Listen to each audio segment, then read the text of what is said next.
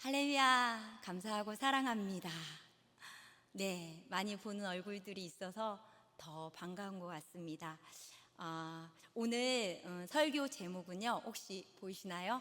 한번 같이 따라하겠습니다. 그리고 그가 부르신 이유, 가까이 오라. 다시 한 번만 따라하겠습니다. 그리고 그가 부르신 이유, 가까이 오라. 네, 오늘 말씀 고린도후서 6장 16절의 말씀을 같이 읽기 원합니다. 고린도후서 6장 16절 말씀입니다. 같이 읽겠습니다. 하나님의 성전과 우상이 어찌 일치가 되리요? 우리는 살아계신 하나님의 성전이라. 이와 같이 하나님께서 이르시되 내가 그들 가운데 거하며 두루 행하여 나는 그들의 하나님이 되고 그들은 나의 백성이 되리라. 아멘. 네, 오늘 이 말씀을 가지고 같이 나누고 싶은 건 예배를 향한 아버지의 마음, 예배를 향한 하나님의 열망 같이 나누고 싶습니다. 우리의 신앙은 하나님과 친밀한 만남이고 또 하나님과 친밀한 교제입니다. 그래서 그 하나님을 알고 그 하나님과 그 친밀함을 위해서 가장 중요한 것 중 하나가 예배입니다.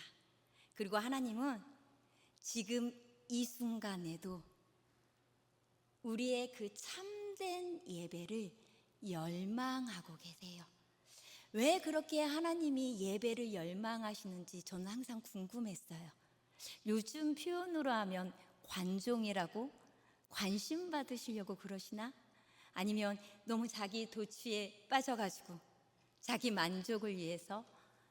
그런데 제가 성경을 읽으면서 오늘 말씀을 보면서 아버지의 사랑, 아버지의 마음이 같이 느껴지기 원합니다. 우리가 하나님의 사랑을 알고 예배를 향한 아버지의 마음을 안다면 우리의 예배와 우리의 삶은 반드시 변화가 일어납니다. 예배는 하나님과의 만남이라고 해요. 다 알고 계시죠? 그러면 한번 생각해 보세요. 우리가 좋아하는 친구 아니면은 연애할 때 좋아하는 여자친구, 좋아하는 남자친구 만나러 가기 전에 마음이 어때요? 그 연인만 생각하고 그 사랑하는 친구만 떠올려도 사실은요 기대가 되고 또 웃음도 나오고 너무너무 좋을 거예요. 예배도 마찬가지예요. 그렇게 사랑하는 하나님 앞에 나아가는 만남의 시간이 예배입니다. 오늘 설교 제목 그리고 그가 부르셨다. 이거는요 레이기의 히브리어 명칭입니다. 바이크라 그리고 그가 부르셨다. 이게 바로 우리가 가지고 있는 성경 레이기를 히브리어의 명칭 레이기의 제목이에요. 그리고 그가 부르셨다. 그래서 레이기 1장 1절에 보면 맨 앞에 그리고라는 등위 접속사가 빠져 있어요. 사실 원어에는 그리고라는 접속사가 들어가 있습니다. 그래서 레이기 1장 1절에 보면 바이크라 그리고 그가 부르셨다. 그리고 하나님이 부르셨다라고 시작해요. 하나님께서 430년 동안 노예 생활했던 애굽에 있던 이스라엘 백성들을 카라 이름을 부르셔서 그들을 구원하셨어요. 사실 저도 세상에 온갖 재미에 빠져 있었는데 하나님께서 나영아 라고 부르셨어요. 여기도 마찬가지일 거예요. 다원아, 다영아, 예원아 라고 하나님이 부르셨어요. 이제 내게 가까이 와. 이스라엘 백성들을 구속하는 그 시작이 하나님이었다면 그 과정도 하나님이 주도하셨습니다. 출애굽기 19장 4절에 보면요 하나님이 이렇게 말씀하세요. 내가 애굽 사람에게 어떻게 행하였는지와 내가 어떻게 독수리 날개로 너희를 업어 내게로 인도하였는지 너희가 보았느니라. 여기서 인도하다, 독수리 날개로 그들을 업어서 인도하다. 이 인도하다라는 히브리어가 보라는 단어인데 오다라는 뜻입니다. 하나님은 그들을 하나님께로 오게 하셨어요. 그들을 하나님께로 가까이 이끄셨습니다. 그리고 출애굽기 19장과 24장에 보면 그렇게 하나님께로 이끄신 다음에 모세가 하나님을 만났던 그 산, 그 시내 산에서 하나님이 그 이스라엘 백성들과 언약을 맺습니다. 나는 내 하나님이요 너희는 내 백성이다. 성경은요, 하나님과 사람과의 관계를 표현할 때 일관성 있게 사용되는 단어가 이 언약이라는 단어예요. 이 언약을 통해서 하나님과 사람, 창조주와 피조물, 그 이상의 어떤 특별한 관계를 맺으셔요. 그래서 언약을 맺을 때 하나님과 백성의 관계, 부모와 자녀의 관계, 부부의 관계. 그렇기 때문에 이 언약의 핵심은요, 약속이 아니라, 조건이 아니라, 계약이 아니라 나와 너의 관계예요. 언약이 바로 나와 너의 인격적인 관계입니다. 하나님께서 출애굽기 19장에서 24장까지 그 언약을 맺으신 다음에 출애굽기 25장에 와서 제일 먼저 출애굽기 25장 8절에 뭐라고 말씀하신지 아세요? 내가 너희 가운데 거할 성소를 만들라고 해요. 내가 너희 가운데 거할 성소를 만들라. 하나님이 미식한 그 성막을 완성한 다음에 이 레위기 1장 1절 그리고 모세를 부르십니다. 어떻게 해요? 왜요? 모세를 부르셔서 하나님께 가까이 나오는 방법을 가르쳐 주세요. 이걸 통해서 알 수 있는 게 하나님이 얼마나 우리와 함께하기 원하셨고 하나님이 얼마나 우리와 연합하기를 열망하시는지 알 수 있어요. 우리가 먼저 아니라 하나님이 먼저 그들에게 손을 내미셨어요. 먼저 내미셨어요. 우리 중에요, 죄를 짓고 싶어 하는 사람은 아무도 없을 거예요. 청년들 중에 죄 짓고 싶은 사람 있어요? 없잖아요. 우리는 모두 다 하나님이 기뻐하는 자로 서고 싶어요. 하나님께 영광 돌리는 삶을 살고 싶단 말이에요. 그런데 우리는 죄를 극복할 수 있는 방법도, 그리고 깨어진 그 하나님과의 관계를 다시 회복시킬 수 있는 방법도 아무것도 없습니다. 이것을 가장 잘 아시는 분이 하나님이에요. 그래서 하나님이 먼저 이름을 부르셨어요. 하나님께서 먼저 인간을 향해 가까이 오도록 허용하여 부르셔서 하나님께 나아갈 수 있는 길을 열어주신 거, 그 방법이 바로 코르반이에요. 고르반. 예물이라고 번역되는 이 히브리어 고르반은요, 희생제사, 예물, 대가 지불을 의미합니다. 고르반, 그 예물을 가지고 누구한테? 하나님 가까이에 나올 수 있도록 제사, 예배를 말씀하세요. 성막, 미식간을 지으시고 그 안에 들어와 기다리시는 하나님께서 희생 예물, 고르반을 드리며 하나님께 가까이 나올수록, 하나님을 만나도록 들어올 수 있도록 하나님이 바이크라 우리를 부르셨습니다. 그래서 예배는요, 하나님과의 만남이에요. 예배는 단순히 설교를 듣고 찬양을 부르는 걸로 끝나는 게 아니라, 설교를 들을 때, 찬양을 부를 때 아주 중요한 부분이 그렇게 하나님을 찾아 나가야 돼요. 설교를 들으면서 하나님을 찾아 나가고, 찬양을 부를 때 하나님을 바라보고, 그래서 하나님을 찾는 가운데 이 예배를 통해서 하나님을 만나는 거, 이게 바로 예배의 핵심이에요. 예배는 그래서 누구를 찾아 나와야 된다고요? 하나님이에요. 예배는 그 하나님을 찾아 나오는 가운데 예배를 드릴 때 그 하나님을 만나는 거예요. 그게 예배의 핵심이에요. 이 예배를 향한 하나님의 열망, 비전이 있어요. 저는 오늘 이 시간 우리 청년들이 예배를 향한, 교회를 향한 하나님의 의도와 비전과 열망을 알았으면 좋겠습니다. 성막을 지으신 후 가장 먼저 레위기 1장 1절에 하나님이 모세를 부르셨어요. 그러면서 출애굽기 29장에 보면 난 너를 만나고 싶어. 그리고 너를 거룩하게 할 거야. 하나님의 그 거룩한 형상을 더욱 회복시키시겠다고. 이게 바로 예배의 본질이고 목적입니다. 우리가 하나님의 그 거룩함과 그 영광 안으로 들어갈 수 있도록 하나님께서 길을 열어주셨어요. 우리가 그 하나님의 마음과 그 중심에 가까이 더 나아갈 수 있도록 하나님께서 길을 열어주셨어요. 왠지 아세요? 신앙은 행위가 아니라 관계이기 때문에 그래요. 관계는요, 마음에서부터가 시작입니다. 이 예배의 목적과 본질을 알지 못하면요, 부가적인 것에 집중하다 보면 무엇이 가려지는지 아세요? 하나님의 마음이 가려져요. 그러면 종교적인 의식이 지나지 않아요.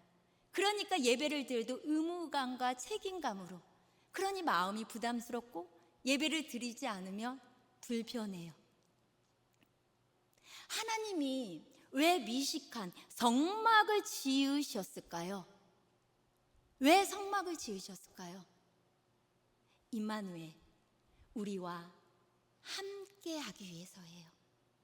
하나님이 자신이 거할 처소, 장소, 미식한 성막을 레위기 26장 11절에 보니까요, 너희 가운데 세우라고 분명히 말씀하십니다. 사실은요, 그 성막은요, 몇 평 안 돼요. 성막을 기껏 해봐야 7평, 8평밖에 안 돼요. 근데요, 그 하나님이 그 7평, 8평밖에 안 되는 그 성막에 어떻게든 끼어 앉으셔서 들어오셔서 통치하시겠대요.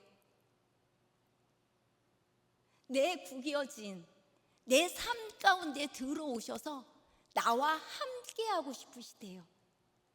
샤켄, 임하셔서 우리와 함께하고 싶으시대요. 이게 하나님의 의도요, 이게 하나님의 열망입니다. 이걸 읽으셔야 돼요. 출애굽기 3장에 보면 모세가 먼저 시내산에서 하나님을 경험합니다. 모세는요, 애굽의 양아들이었지만 왕자였어요. 하지만 쫓겨서 나그네 신세가 되었어요. 그러면서 모세는 40년 동안 양을 칩니다. 생각해 보세요. 자신은 히브리 민족이고, 히브리 민족이 어떤 하나는 창조주 아브람과 이삭과 야곱에게 약속하신 하나님이었단 말이에요. 모세가 그 40년 동안 광야에서 양을 치면서 무슨 생각했을 것 같아요? 아, 오늘 양 한 마리가 더 생겼구나.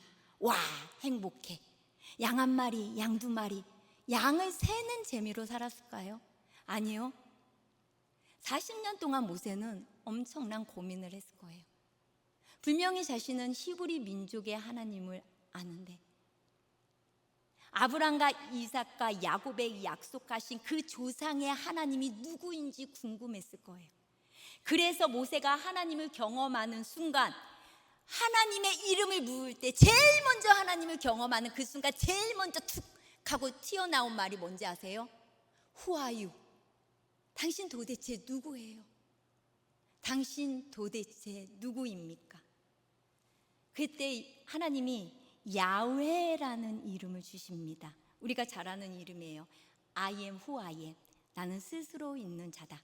이거는 70인 번역에서 나오는 이름이고요. 원어에는요, 히브리 원어의 야훼는요, I will be who I will be. 들어와 거하시는 하나님, 우리 가운데 거하셔서 인도에 나가실 하나님의 이름이야, 뜻이에요. I will be who I will be. 아브람과 이삭과 야곱에겐 전능한 하나님으로 나타났는데, 이제 자신의 존재의 이름을 뭐라고 부른다고요? 야훼, 들어와 거하시는 하나님. 그렇게 모세에게 나타나고 온 우주의 창조진 전능하신 엘로힘의 모습이 아니야, 야훼라는 이름으로 모세와 이스라엘 백성들에게 하나님을 알려주세요. 아브람과 이삭과 야곱에게는 알려지지 않았던 그 야훼라는 이름을 모세를 통해 하나님께서 말씀하실 때 가장 강조하고 싶으셨던 게 뭔지 아세요? 출애굽기 6장에 보면 야훼라는 이름이 세 가지 의미가 있는데 그 중에 하나만 볼게요. 그 중에 하나, 하나님은 이렇게 말씀하세요. 너희들이 지금까지 노예 생활했던 이집트의 신이나 앞으로 들어갈 가나안 땅의 신, 세상의 모든 신들은 너희를 압제하고 누르고 묶어서 통제하는 신이지만 나는 너희와 친히 인격적인 관계를 맺는 하나님이 되신다는 뜻이에요. 난 너희와 인격적인 관계를 맺는 나와 너의 관계, 그게 야훼의 이름입니다. 엘로힘, 엘사다이. 너무 멀어가지고 하나님 부르면 메아리처럼 들려오는 하나님이 아니라 하나님 부르면 내 안에서 내 속에 들어와서 내 작은 신음에도 응답하시고 함께 살아갈 하나님으로 샤켄 들어와 거하시는 하나님이 되시겠다는 거예요. I will be who I will be. 내가 너의 인생을 인도하는 하나님이야. 내가 너의 인생을 인도하는 하나님이야. 구겨지고 망가져 버린 내 인생 가운데 내 안에 들어오셔서 나와 함께 동고동락, 기쁘거나 슬플 때 같이 사시겠다는 거예요. 내 인생이 망가져서 누구도 나를 돌아보지 않을 때 내 안에 들어오셔서 나와 함께 내 가운데서 살아가시겠다는. 그래서 출애굽기 29장 42절에서 44절에 거기서 내가 너희와 만날 거야. 내가 너희를 만나고 너희는 내 말을 듣고 나는 너희를 거룩하게 만들 거야. 그러면서 46절에 너희를 부른 목적이 이거고 너희를 구원한 목적이 이거라고 말씀하십니다. 우리 출애굽기 29장 46절을 같이 한번 읽어보겠습니다.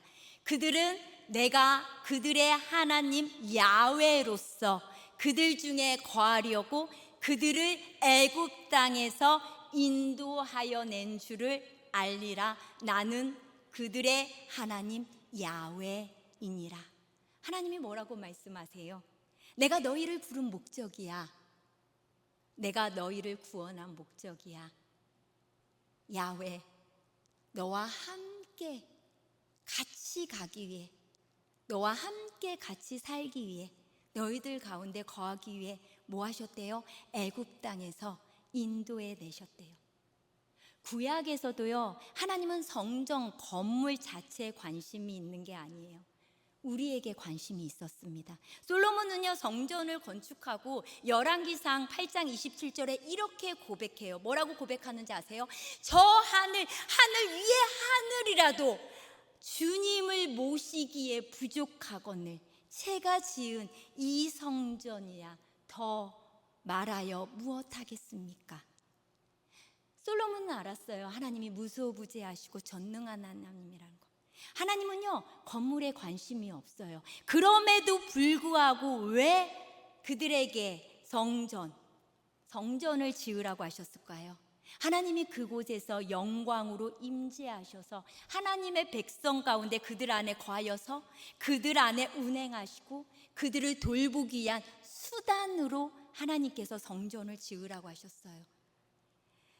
그들 안에 거하시는 그 하나님은 영이라 보이지 않으세요. 하지만 그들 안에 거하시는 그 하나님을 가시적으로 깨닫게 하기 위해서 성막과 성전을 만들라고 하시고 그 하나님의 임재를 보여주고 싶으셨어요. 그래서 처음부터 하나님은 예배당 건물에 관심 있는 게 아니라 처음부터 이스라엘 백성을 애굽에서 이끌 때부터 그 하나님의 백성이 성전이 되기 원하셨어요. 하나님께서 홍해를 가르시고 이스라엘 백성을 건너게 하시고 그곳에서 애굽의 모든 군사를 멸하실 때 모세와 이스라엘 백성들이 하나님을 찬양한 게 있어요. 뭐라고 찬양한지 아세요? 출애굽기 15장 17절에 주께서 백성을 인도하사 그들을 주의 기업에 산에 심으셨으니 주여 이것이 주의 손으로 세우신 성소로소이다. 이스라엘 백성을요, 이스라엘 백성을 애굽에서 나오게 하실 때부터 하나님의 비전과 열망은요, 하나님의 백성 우리를 성소 삼아 우리 안에 거하시는 게 하나님의 비전이었어요. 하나님의 처소가 되는 거, 우리 한 사람 한 사람이 내 안에 하나님이 거하셔서 하나님의 처소가 되는 거, 이게 바로 성경 전체의 핵심이고 궁극적인 목적입니다. 그게 어디에 말씀했냐면 에베소서 2장 22절의 말씀을 우리 같이 한번 읽어보겠습니다. 너희도 성령 안에서 하나님이 거하실 처소가 되기 위하여 그리스도 예수 안에서 함께 지어져 가느니라. 아멘. 근데요, 전도사님보다 목소리가 더 작은 것 같아요. 네, 맞아요. 하나님께서 처음부터 하나님은 하나님의 백성을 성전 삼고 우리를 성전 삼아서 영원히 우리 안에 거하셔서 우리를 다스리기 원하셨어요. 우리 안에 임재하셔서 우리에게 말씀하시고 우리를 지도하시고 우리 가운데 운행하셔서 우리를 인도하길 원하셨어요. 이게 우리를 향한, 예배를 향한 하나님의 열망이고 하나님의 비전이었습니다. 그래서 구약 성전에 하나님께서 구약의 성전을 지은 다음에 이스라엘 백성의 진 가운데 세우라고 말씀하세요. 그래서 구약의 그 성전과 성막은요, 지금 신약의 교회 그리고 성도들, 우리들을 향한 하나님의 의도요, 비전이요, 열망이에요. 하나님은 처음부터 우리 한 사람 한 사람을 성전 삼기 원하셨고 이 교회를 성전 삼아 우리 안에서 말씀하기 원하셨고 우리를 인도하기 원하셨고 우리 가운데 운행하기 원하셨어요. 그래서 신약 성경에는요, 하나님의 성령이 거하시는 성전이 2개가 있다고 말하고 있습니다. 첫 번째는요, 고린도전서 6장 19절이에요. 같이 한번 읽어보겠습니다. 너희 몸은 너희가 하나님께로 받은 바 너희 가운데 계신 성령의 전인 줄을 알지 못하느냐? 너희는 너희의 자신의 것이 아니라. 아멘. 여기서 너희 몸은 단수예요.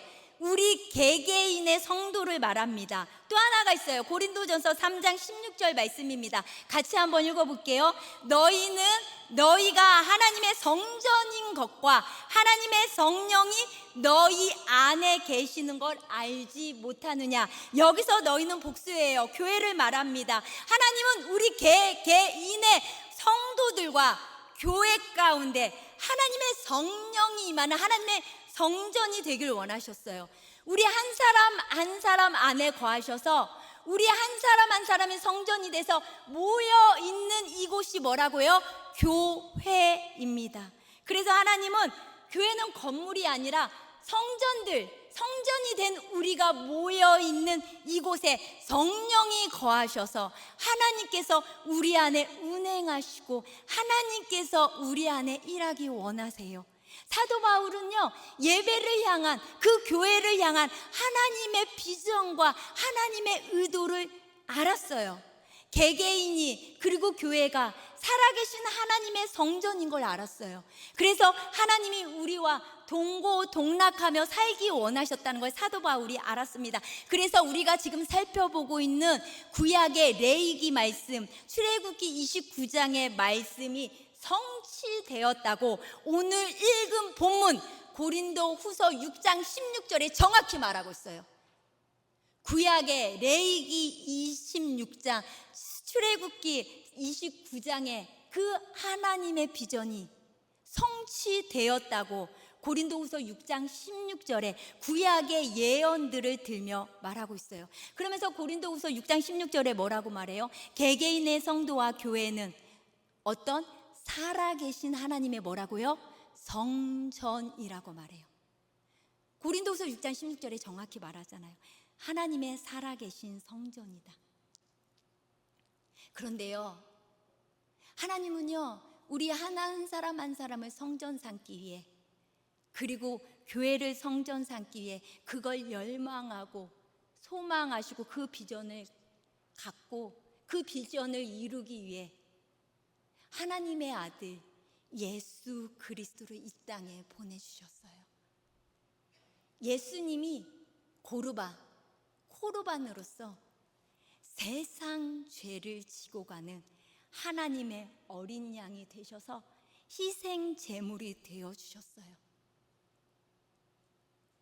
하나님이 우리를 가까이 이끌기 위해, 하나님이 다원이를 가까이 이끌기 위해, 다영이를 가까이 이끌기 위해 수치와 멸시를 당하시면서 하나님 자신을 헐값에 팔아 희생함으로 우리를 사셨습니다. 저는 이 부분이 항상 믿겨지지 않았어요. 하나님이신데요, 어떻게 하나님이 자기 자신을 헐값에 팔 수 있을까? 그것도 누구 때문에? 나요. 내 구겨진 인생 가운데 내 안에 들어오셔서 나랑 함께하고 싶은 그 한 가지 열망만을 가지고 이 땅에 오셔서 우리를 되사시기 위하여 희생제물 고르반이 되심으로 영원한 하나님께 나아갈 수 있는 길을 열어주셨어요. 하나님께 나아갈 수 있는 길을 열어주시면서 하나님의 영이요 예수의 영인 성령을 우리에게 보내주셔서 우리 안에, 하나님의 백성 성도인 우리 안에, 그리고 교회 안에 성전 삼아 거하시고 계십니다. 그래서 성령을 우리에게 보내주셨어요. 하나님은 왜 우리를 그렇게 가까이 부르기 원하셨을까요? 왜 예배를 통해, 왜 자신이 이 땅에 오면서까지 자기 자신을 헐값에 내놓아서 파시면서까지 왜 우리를 가까이 오게 하셨을까요? 왜 우리를 부르셨을까요? 하나님은요, 인간을 창조할 때부터 하나님의 모든 생명을 누리도록 창조하셨습니다. 성경에서 말하는 하나님의 생명이 뭔지 아세요? 하나님의 공급하심, 하나님의 보호, 하나님의 인도, 이 모든 것들이 실제적으로 하나님과 함께 할 때 일어나는 일들이에요. 그게 하나님의 생명이에요. 그런데 죄로 인해서 어떻게 됐어요? 그 생명이 빼앗겼어요. 죄로 인해 죄액사 쓴 사망이요, 죽음이요, 그리고 그 죄의 뒤에, 그 사망의 뒤에 사단이 있습니다. 죄와 사망과 사단의 권세 아래 매여서 하나님의 생명을 누리지 못하게 되었어요. 하나님이 다시 부르셔서 그 하나님의 영원한 생명, 생명의 근원 되신 그 하나님께 가까이 오게 부르기 위해서 하나님께서 길을 열어주셨어요. 그러므로 예수 그리스도가 이 땅에 오셔서 그 길을 완성하셨습니다. 그래서요, 다른 거 다 기억 못해도요, 이거 하나는 기억하고 갔으면 좋겠습니다. 그래서 예배는요, 그 하나님을 찾아 나오는 거예요. 예배의 회복은요, 하나님의 백성의 회복이에요. 그래서 하나님이 그렇게 예배를 열망하세요. 이게 하나님의 마음이에요. 사도 바울은요, 구약의 예를 들면서 출애굽기 29장 42절에서 46절에 그 구약의 성막의 예를 들면서요, 하나님의 그 열망과 의도를 자세하게 우리에게 말해주고 있습니다. 출애굽기 29장 45절에서 46절에 보면요, 하나님이 뭐라고 말하냐면요, 내가 이스라엘 백성 가운데 머물면서 거하면서 그들을 만나고 그들을 인도하고 돌보기 원한다. 그래서 고린도후서 6장 16절 새 번역에 보면요, 하나님이 뭐라고 쓰냐면 내가 그들 가운데 살려고 나랑 함께 살려고, 나는 그들의 하나님이 되고 그들은 내 백성이 될 거야. 이게 신학적인 용어로 뭔지 아세요? 하나님이 다스리고 통치하신다는 거예요. 하나님께서 내재하셔서 나를 다스리고 통치하셔서 하나님이 거하시고 교제하며 나를 인도하시고 돌보시는 그 하나님의 놀라운 생명을 다시 우리 안에서 회복하기 원하세요. 근데 이게 예배를 통해 하나님을 만날 때 가능합니다. 그래서 예배에 하나님이 열망하고 우리가 참된 예배를 드리기 원하세요. 하나님을 찾는 예배, 하나님을 만나는 예배. 그렇게 하나님을 만나야 진정한 위로가 있습니다. 진정한 위로는요, 생명의 근원 대신 하나님이 나와 함께하는 거예요. 그래서 하나님의 영인 성령을 우리 안에 보내주셔서 우리 안에 운행하셔서 그 성령님이 나를 가르쳐 주시고 깨닫게 해주시고 위로하시고 그곳에 놀라운 생명이 있습니다. 스가랴 8장을 볼 건데요, 제가 숙제 하나 내주겠습니다. 스가랴 8장 전체를 집에 가서 꼭 한번 읽어보기 원합니다. 스가랴 8장은요, 예루살렘 회복에 대한 약속이에요.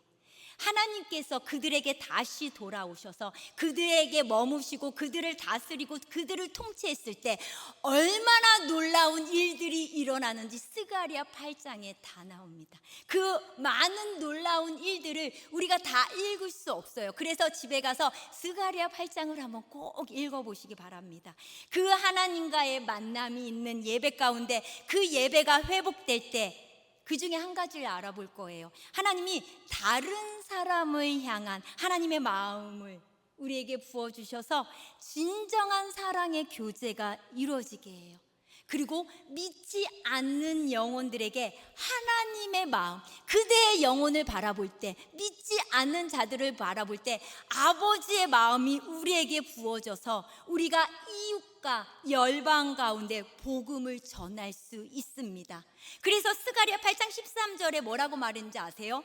너희는 복받은 사람의 표본이 될 것이다. 두려워하지 마. 힘을 내. 너희는 복받은 사람들의 표본이 될 거야. 두려워하지 마. 힘을 내. 이게 스가랴 8장 13절이에요. 하나님이 오셔서 성전 가운데 운행하시니 하나님의 생명이 넘치니까 어떻게 돼요? 이방 사람들이 하나님께 나오는 복을 받는데요. 이게 하나님의 의도예요. 안 믿는 사람들이 하나님께 나오는 복을 얻는데요. 이 복이 스가랴 8장 20절에서 22절에 자세히 써 있습니다. 이방 사람들이 하나님을 찾자, 은혜를 구하러 가자, 우리도 가자. 21절 새 번역으로 이렇게 써 있어요. 어서 가서 만군의 주님께 기도하고 주님의 은혜를 구하자 하면 다른 성읍, 이스라엘이 아닌 다른 성읍의 주민들도 저마다 나도 가겠다 라고 할 것이다. 그게 뭐예요? 하나님의 예배가 회복돼서 하나님이 그들 가운데 거하시면 그들을 통해 믿지 않는 자들도 하나님을 찾고 은혜를 구하는 자리에 나온다는 얘기입니다. 하나님은요, 구약 때부터 지금까지 성전이 아니라 하나님 백성들이 드리는 예배 가운데 머물기 원하세요. 하나님의 자녀들이 드리는 예배 가운데 머물기 원하세요. 그래서 예배는 하나님과의 만남이에요. 그래서 예배는요, 그 하나님을 찾아서 나와야 돼요. 누구를 찾아 나와야 된다고요? 하나님이요. 교제뿐 아니라 하나님은요, 그 생명까지도 다시 회복시켜 주신대요. 하나님의 모든 생명. 이게 하나님의 의도예요. 예배를 향한, 우리를 향한 이게 하나님의 마음입니다. 예배가 왜 회복돼야 되는지 기억하셔야 돼요. 우리 한 사람 한 사람은 성전이에요. 누가 거하시는? 성령이 거하시는. 그래서 예배가 회복돼야 되고요. 그래서 신앙이 회복돼야 되고, 그래서 하나님의 임재가 회복돼야 돼요. 저와 여러분을 향한 하나님의 비전이에요. 그리고 예배를 향한 하나님의 열망입니다. 그리고 또한 하나님은요, 하나님의 백성들 가운데 거하셔서 동행하기 원하세요. 스가랴 8장 2절을 보겠습니다. 스가랴 8장 2절을 같이 한번 읽어볼게요. 저보다 더 큰 목소리로 읽었으면 좋겠습니다. 같이 읽겠습니다. 만군의 야훼가 내가 시온을 위하여 크게 질투하며 그를 위하여 크게 분노함으로 질투하노라. 잘 보세요. 하나님이 예배를 향한, 교회가 회복되기 원한, 예배가 회복되기 위해, 교회가 회복되기 위해 어떻게 하신대요? 크게 분노하시며 질투하신대요. 이게 하나님의 열정이에요. 성경에서 말하는 하나님의 질투는요, 우리 사람들이 느끼는 시기와 질투를 말하는 게 아니에요. 성경에서 말하는 하나님의 질투는요, 하나님에게 속한 것들을, 하나님 안에 하나님에게 속한 것들을 지키고 보호하기 위한 하나님의 열심입니다. 하나님은 거룩을 지키기 원하세요. 하나님이 예배를 지키기 원하세요. 그런 하나님이 지키고 보호하기 위한 그 하나님의 열심이 어떻게 하신대요? 크게 질투하신대요. 분노하신대요. 이게 새 번역은요, 열렬히 사랑하신대요. 그렇게 지키기 원하신대요. 분노하시며 어떻게 해요? 크게 질투하시면서 그렇게까지도 예배가 회복되기를, 그렇게까지도 교회가 회복되기를, 특히 이 시대의 예배가 회복되기를 너무 원하셔요. 제가 이걸 준비하면서 느낀 마음은 그거였어요. 그 아버지의 마음, 그 아버지의 마음을 우리 청년들도 느꼈으면 좋겠습니다. 우리의 참된 예배가 회복되기 너무너무 사모하는, 하나님의 임재가 거치면 어떤지 아세요? 성경을 아무리 많이 읽어도, 설교를 아무리 많이 들어도요, 듣지 못해요. 보아도 보지 못해요. 그래서 아모스 8장 11절에 뭐라고 말해요? 사람들이 배고파한대요. 그런데요, 밥이 없어서 겪는 배고픔이 아니래요. 사람들이 목말라 한대요. 그런데요, 물이 없어서 겪는 목마름이 아니래요. 주의 말씀을 듣지 못하여 사람들이 굶주리고 목말라 하고 있대요. 청년들이 이 세상을 살면서 얼마나 갈증을 느끼고 있어요. 잘못된 갈망, 잘못된 열망을 가지면 안 되는데, 하나님께서 지금 나에게 무슨 말씀을 하는지 전혀 들리지 않는다면 이건 심각한 일이에요. 왜요? 예배 가운데 성령께서 진리를 선포할 때 하나님의 길이 보이셔야 돼요. 매 순간 매 순간 깨달아지고, 왜요? 진리의 영이신 성령은 진리 가운데로 인도하시는 분이기 때문에 그래요. 하나님은 우리에게 감당 못할 시험을 주지 않으십니다. 시험 당할 쯤엔 피할 길을 반드시 주시는 분이에요. 매 순간 그 죄 가운데 있을 때 나를 이끌어서, 나를 돌이키게 하셔서 우리의 영혼을 소생시키는 그 하나님을 경험하셔야 돼요. 다윗은 시편 23편에 그렇게 경험하면서 고백합니다. 내 영혼을 소생시키시고 주님의 이름을 위하여 의의 길로 나를 인도하시는도다. 그렇기 때문에 내가 사망의 음침한 골짜기와 어떻게 해요? 해를 두려워하지 않는데요. 다닐지라도. 왜요? 주의 지팡이와 막대기가 나를 안위하시기 때문에, 하나님이 나를 이렇게 친히 인도하시고 지켜주시기 때문에 그게 하나님의 의도예요. 그게 하나님이 우리를 향한 마음입니다. 하나님은 저 멀리 계셔서 내가 조금 봉사했으니까, 내가 좀 헌신했으니까 그래 나 감동받았어 라고 찔끔하고 우리에게 뭔가 주시는 분이 아니에요. 하나님은 우리와 만나기 원하세요. 그래서 우리 안에 거하셔서, 출애굽기 29장에 뭐라고 말해요? 우리 안에 들어오셔서 거하셔서 우리 안에 운행하셔서, 고린도후서 6장 18절에 그래서 뭐 하신다고 하는지 알아요? 내가 너의 아빠가 되기 원해. 내가 너의 아빠가 되기 원해. 아빠요, 아빠가 되기 원하신대. 아빠! 라고 부를 수 있게. 그래서 하나님은 우리 개인의 삶의 예배와 교회 가운데 운행하는 이 예배 안에서 우리를 만나기 원하셔서 이 예배가 회복되기 원해요. 근데 그거 아세요? 신앙과 예배와 삶은 연결되어 있어요. 내가 신앙이 타락하면요, 예배도 타락하고 삶도 타락해요. 내가 삶이 타락되어 있으면 예배도 타락되고요, 신앙도 타락되어 있어요. 내가 예배가 타락되어 있으면요, 신앙도 타락되고요, 내 삶도 엉망이에요. 그래서 하나님은요, 우리가 예배 가운데 하나님을 만나기 원해요. 하나님은 하나님을 찾는 예배자를 원하세요. 우리가 하나님을 찾는 삶을 살기 원하세요. 누구를 찾는 삶이요? 하나님을 찾는 삶이요. 잠언 8장 17절 한번 같이 읽어보겠습니다. 나를 사랑하는 자들이 나의 사랑을 입으며 나를 간절히 찾는 자가 나를 만날 것이다. 이 잠언은 누가 썼어요? 솔로몬이에요. 다윗, 솔로몬의 아버지는 다윗이에요. 다윗이 죽기 전에 마지막 유언이 뭔지 아세요? 딱 한마디예요. 하나님을 찾으라. 내 아버지가 온전히 믿었던 그 하나님을 찾아라. 그래서 솔로몬이 이곳에서 하나님을 찾는 자는 하나님이 만나 주실 걸 약속하셨다고 말해요. 하나님은 하나님을 찾는 자에게 하나님이 발견됩니다. 인격체 대신 그 하나님은 살아계세요. 하나님은 인격적이세요. 우리에게 인격을 주셨어요. 하나님은 영이셔서 눈에 보이지 않지만 인격을 가지셨단 말이에요. 그 인격을 가지신 그 하나님의 의도와 목적에는 관심도 없고 그분을 만나기 위해 열망하지도 사모하지도 않는, 그렇게 힘이 없이 드려지는 예배, 하나님 앞에는 아무런 의미가 없습니다. 제가 질문을 2가지 할게요.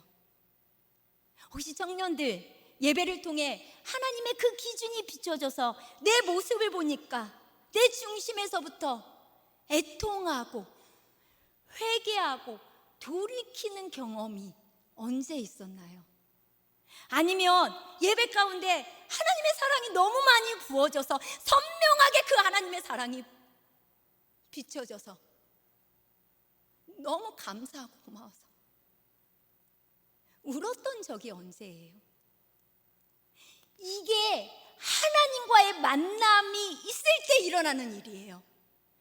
예배 가운데 하나님과의 만남이 있을 때 일어나는 일이에요. 하나님을 알고 감격하게 되고 전능하신 전지자신 그 하나님 앞에 내 삶이 담대해지는 거예요. 감격이 있고 기쁨이 있고 그분의 의도와 목적이 깨달아지고, 그래서 내가 내 삶이 조정해서 움직이는, 내 죄가 보일 때마다 그 죄에서 어떻게 하면 돌이키지 애통하는 심령으로 하나님께 나아가면서 하나님을 찾아서 내 삶을 조정하는 거예요. 이게 하나님을 만났을 때 나타나는 경험입니다. 그래서 이사야서 66장 2절에 뭐라고 말했는지 아세요? 마음이 가난하고 심령이 통회하며 하나님의 말씀 앞에 떠는 자, 그가 바로 하나님께서 거하실 처소다. 하나님이 거하실 처소는 마음이 가난하고 심령에 통회하며 날마다 하나님 말씀 앞에 떠는 마음을 갖는 사람, 그 마음이 하나님이 거하실 처소라고 말합니다. 이게 하나님을 만났을 때 일어나는 일들이에요. 만약 이런 일들이 오래전 일이라면 저 매우 심각하다고 봅니다. 우리 청년들 예배 가운데 진짜 회복돼야 되는 건 이런 참된 예배인 것 같아요. 그래서 예배 때마다 누구를 찾아 나오는 거예요? 하나님을 찾아 나오는 거예요. 하나님을 찾는다는 게 뭐예요, 전도사님? 하나님은요, 영이셔서 눈에 보이지 않지만 인격을 가지셨기 때문에 하나님을 찾는다는 건 하나님 그분, 하나님을 알기 원하는 거예요. 하나님의 목적, 하나님의 마음, 예배를 향한 하나님의 마음, 그리고 또한 내 삶 가운데 하나님의 마음, 우리 모임 가운데 하나님의 마음, 그 하나님의 뜻과 의중을 알고 나오고 그 하나님을 찾는 거예요. 단순히 내가 뭐가 필요합니다, 내 목적과 필요를 위해서 나오는 게 아니라 그 하나님, 그래서요, 하나님과 동행하는 삶은요, 설교를 많이 듣는다고, 반복적으로 그 설교를 듣는다고 해서 되는 게 아니에요. 하나님과 동행하는 삶을 살려면요, 반드시 필요한 게 있습니다. 그게 뭔지 아세요? 이 설교를 들은 다음에도요, 하나님을 찾는 자리로 나가셔야 돼요. 설교만 듣고 반복적으로 듣는 게 되는 게 아니에요. 그렇다면 이제 내가 그 하나님을 찾아서 나가야 돼요. 나를 간절히 찾는 자를 내가 만나준다고 했습니다. 말씀을 맺으려고 해요. 레위기 1장에서 8장에 보면요, 제사의 종류와 방법, 규칙들이 많습니다. 그 명령하신 이유들이 있어요. 제사, 예배의 본질은요, 하나님의 음성을 듣는 거, 샤마입니다. 거기서부터 시작이에요. 예배는요, 하나님을 찾아 나와야 돼요. 이게 신앙의 가장 첫 단추예요. 모든 예배 때마다 누구를 찾아 나와야 된다고요? 하나님이요. 설교를 듣는 걸로 끝나는 게 아니라 들었으면 그 다음에 찾아 나가셔야 돼요. 하나님이 정말 무엇을 말씀하신지 알고자 한다면 이 예배의 본질이 회복돼야 돼요. 레위기는요, 하늘의 모형이에요. 그런데요, 예수님이 이 땅에 오셔서 단번에 자신의 피를 흘리고 단번에 희생 제물이 되심으로 이제는 모형이 아니라 진짜 예수님을 통해 하나님께 나아갈 수 있는 길이 열렸습니다. 이게 복음이에요. 주님은 우리를 억지로 조종하지 않아요.